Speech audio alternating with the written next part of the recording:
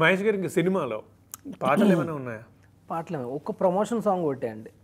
అంటే promotional. సిచ్యువేషనల్గా ఉంచేస్తారు తప్ప సినిమాని సెపరేట్గా దాన్ని అటాచ్ చేసి అక్కడక్కడ తీసుకొచ్చి పాటలు పెట్టడం ఏం చేయలేదు. వీళ్ళు ఓన్లీ ప్రమోషన్ కోసం మేడం లాస్ట్లో క్లైమాక్స్లో ఒక సాంగ్ చేశారు. అది ఓన్లీ టైటిల్స్లో పడుతుంది. ఎండ్ ఇట్లాంటి టైటిల్స్ సినిమాలకు అలాంటివే బెటర్ లేండి. మిగతాదంతా అది కూడా ఒక ఉమెన్ యాంథమ్ లాగా, ఒక ఉమెన్స్ యాంథమ్ లాగా చేసామన్నమాట. బికాజ్ యూజువల్గా ఇంతకుముందు నేను పాడిన పాట చాలా పాపులర్ అయింది, కానీ మగాల్ని తిడుతూ పాడాను అనమాట.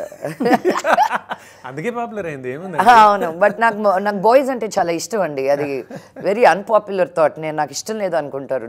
నా ఇంట్లో చాలా స్ట్రాంగ్ మెన్తో పెరిగాను నేను. So I love men.